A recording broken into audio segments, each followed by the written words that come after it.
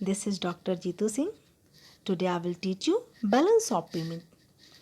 Students, balance of payment को explain करने से पहले मैं आप लोगों को बता दूं कि हम बैलेंस ऑफ पेमेंट क्यों पढ़ते हैं, बैलेंस ऑफ पेमेंट क्या होता है।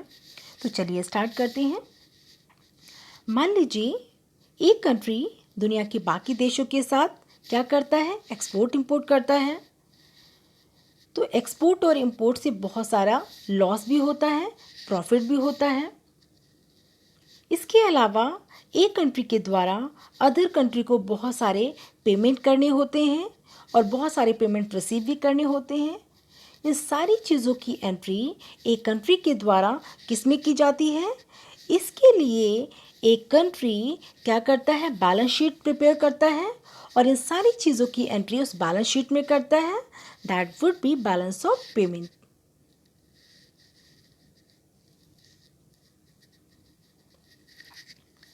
What is balance of payment? It is that statement which defines economy transaction of economy with the rest of world during a specific period of time. इसका मतलब ये है कि एक कंट्री के द्वारा दुनिया के बाकी देशों के साथ जो भी ट्रांजैक्शन किए जाते हैं, जो भी एक्सपोर्ट और इंपोर्ट किए जाते हैं, कब किए जाते हैं, एक स्पेसिफिक पीरियड ऑफ टाइम में किए जाते हैं। That would be balance of payment. Usually हम क्या करते हैं, बैलेंस ऑफ पेमेंट में 4 चीज़ों को कंसिडर करते हैं। फर्स्ट, विजिबल आइटम्स, दृश्यमध्ये। विजिबल आइटम में हम उन चीज़ों को कंसिडर करते हैं जिन्हें हम फिजिकली टच कर सकते हैं। नेक्स्ट, इनविजिबल आइटम, अदृश्य वस्तुएं या अदृश्यमध्ये। इनविजिबल आइटम में हम उन चीज़ों को कंसिडर करते हैं जिन्हें जो भी आपका बैलेंस शीट होती है उसमें एंट्री नहीं की जाती है। For example, gift, donations. Next, unilateral transfers, एकल हस्तांतरण। मान लीजिए अगर इंडिया का कोई पर्सन अमेरिका में जॉब कर रहा है तो अमेरिका से इंडिया में रह रही फैमिली के लिए कुछ ना कुछ मनी भेजता है जिसे हम रेमिटेंस कहते हैं। That would be unilateral transfer. Next, capital transfer means bilateral transfers. इसमें हम क्या करते हैं, दोनों तरफ होने वाले ट्रांसफर्स को इंक्लूड करते हैं। फॉर एग्जाम्पल, अगर इंडिया के द्वारा अमेरिका को किसी चीज़ का एक्सपोर्ट किया जा रहा है तो इंडिया को क्या करना पड़ेगा, अमेरिका से इंपोर्ट भी करना पड़ेगा। अगर मनी का इनफ्लो हो रहा है तो आउटफ्लो को भी इसमें इंक्लूड करना पड़ेगा।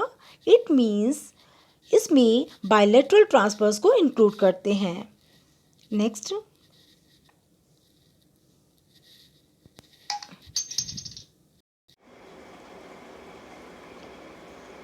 Parts of balance of payment. Balance of payment को 2 पार्ट्स में डिवाइड किया जाता है। First is current account, second is capital account. Current account क्या होता है?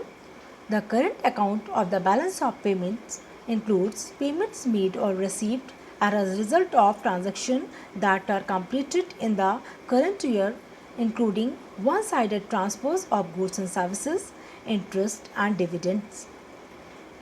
चालू खाता का जो भुगतान शेष होता है उसके अंतर्गत लेन देन के फलस्वरूप किए जाने वाले अथवा प्राप्त होने वाले उन भुगतानों का समावेश होता है जो कि चालू एक वर्ष में पूरे किए जाते हैं।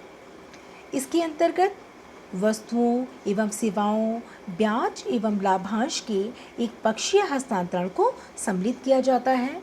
इट मीन्स जो करंट अकाउंट है उसमें 1 ईयर में जो भी एक्सपोर्ट किए जाते हैं, जो भी गुड्स एंड सर्विसेज का ट्रांजैक्शन किया जाता है, जो भी इंटरेस्ट का ट्रांजैक्शन किया जाता है, डिविडेंड का ट्रांजैक्शन किया जाता है, वो यूनिलैटरल ट्रांसफर्स में ही इंक्लूड किया जाता है।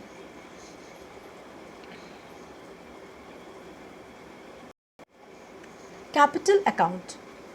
The capital account of the balance of payments includes items that make possible the payment received and payable against import and export and services The capital account includes long-term and short-term investment and the movement of currency, which shows the international investment and knowledge of indebtedness status of country. पूंजी खाता भुगतान शेष के पूंजी खाते के अंतर्गत आयात, निर्यात एवं सेवाओं के बदले प्राप्त एवं देय भुगतानों को संभव बनाने वाली उन मदों को शामिल किया जाता है जो कि दीर्घकालीन एवं अल्पकाल में होने वाले विनियोगों एवं मुद्रा के आवागमन को शामिल करती हैं, जिसमें किसी देश की अंतर्राष्ट्रीय विनियोग एवं ऋणग्रस्तता संबंधी स्थिति का ज्ञान होता है। मीन्स कैपिटल अकाउंट में हम क्या करते हैं, बायलैटरल ट्रांसफर्स को इंक्लूड किया जाता है। मीन्स दो तरफा या दोनों तरफ होने वाले एक्सपोर्ट और इंपोर्ट को इंक्लूड किया जाता है। इसमें क्या किया जाता है, शॉर्ट टर्म पीरियड और लॉन्ग टर्म को भी इंक्लूड किया जाता है। इट मीन्स शॉर्ट टर्म या लॉन्ग टर्म में होने वाले इन्वेस्टमेंट को इंक्लूड किया जाता है किसमें, कैपिटल अकाउंट में। एंड मनी का इनफ्लो, मनी का जो आउटफ्लो होता है उसे हम कैपिटल अकाउंट में इंक्लूड करते हैं। और इससे क्या है, किसी भी कंट्री का कैपिटल अकाउंट रीड करने से हम किसी भी कंट्री की फाइनेंशियल सिचुएशन का ईजिली पता लगा सकते हैं। Difference between capital and current account. Capital and current account में क्या अंतर है, चलिए तो एक्सप्लेन करते हैं।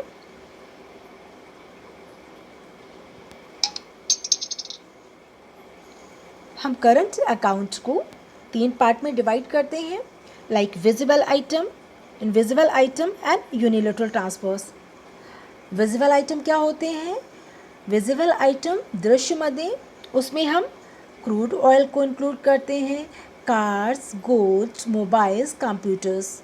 इनविजिबल आइटम्स में सर्विसेज को इंक्लूड करते हैं, like banking services, shipping services, tourism, investment etcetera etcetera. Third है यूनिलैटरल ट्रांसफर्स।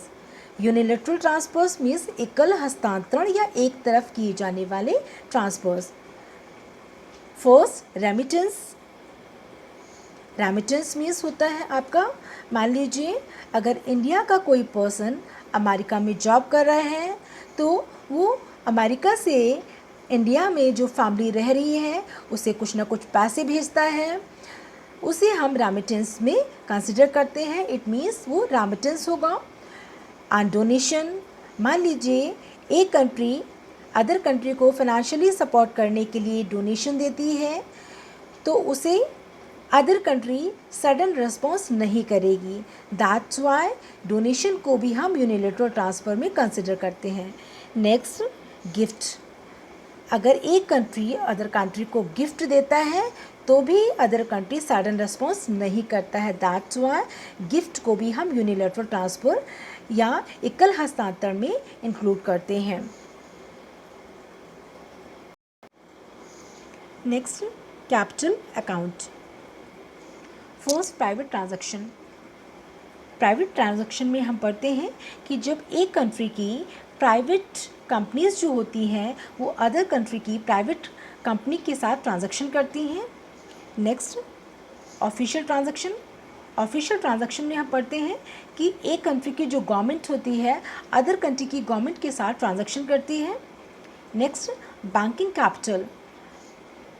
बैंकिंग कैपिटल में हम क्या पढ़ते हैं, मान लीजिए दो कंट्री आपस में जब एक्सपोर्ट और इंपोर्ट करती हैं तो कई बार क्या होता है, एक्सपोर्ट और इंपोर्ट का जो वैल्यू होता है वो इक्वल होने की वजह से जो ट्रांजैक्शन होते हैं वो कैंसिल हो जाते हैं। कई बार वैल्यू किसी का ज़्यादा होता है, किसी का कम होता है।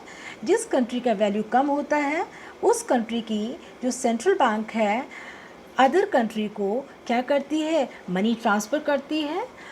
That would B banking capital. Next foreign direct investment, FDI.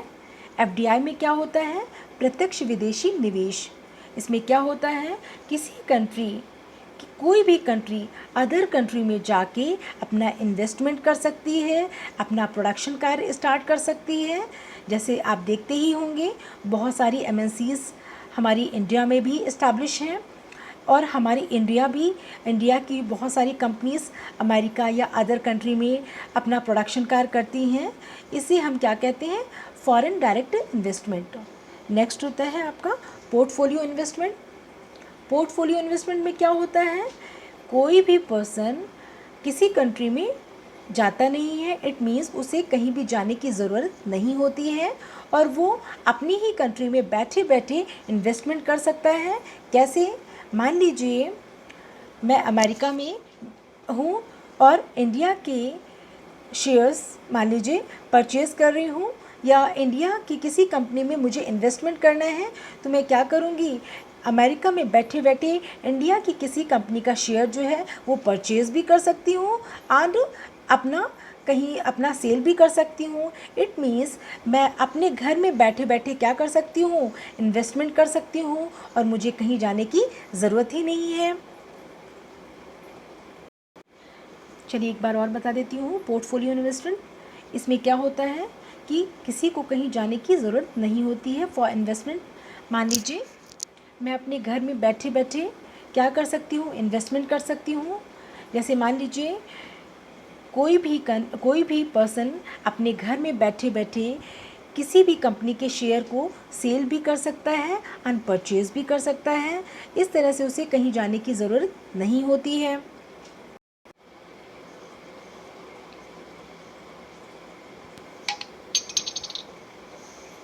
Next, equilibrium of balance of payment. Balance of payment के द्वारा कैसे करंट अकाउंट और कैपिटल अकाउंट के डिसइक्विलिब्रियम को मेंटेन किया जाएगा? हाँ, चलिए करंट अकाउंट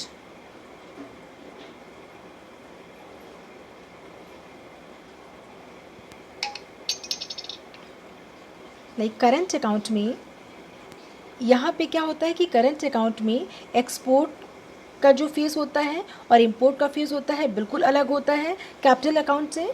तो यहाँ पे एक्सपोर्ट में क्या होता है, हम क्रेडिट को मेंटेन करते हैं और यहाँ पे इंपोर्ट में डेबिट को।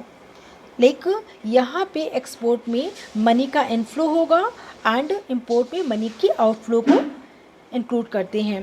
कैसे?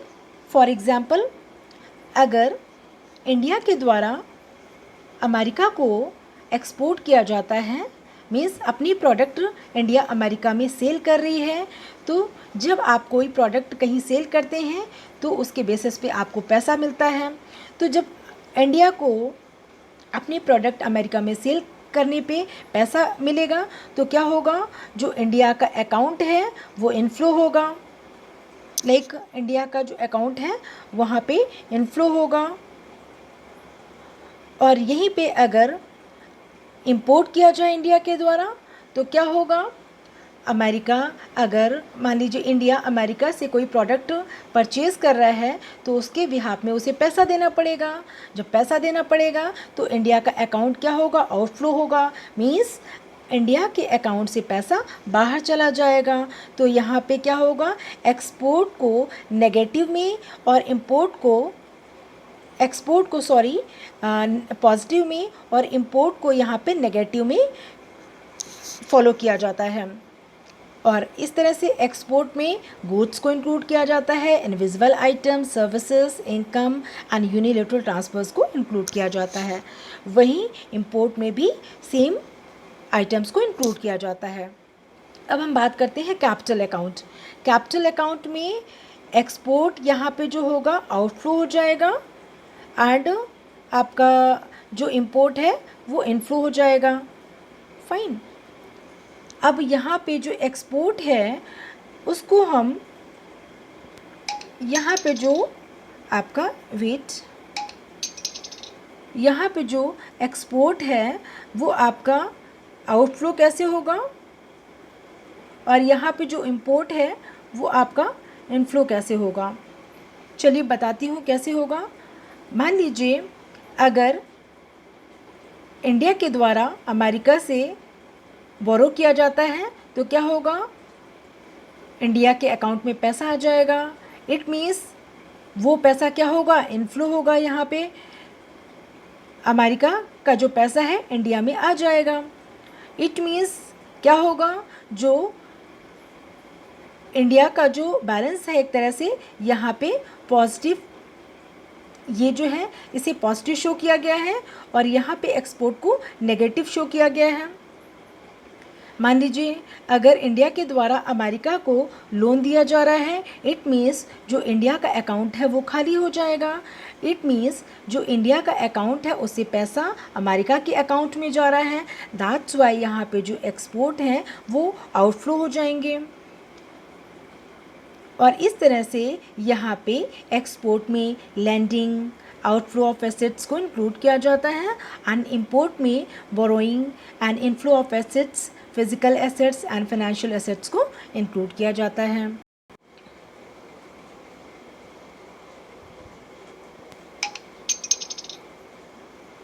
Next, balance of trade and balance of payment. Balance of trade क्या होता है, बैलेंस ऑफ पेमेंट क्या होता है, इनके बीच डिफरेंस क्या होता है, चलिए एक्सप्लेन करते हैं। First, meaning.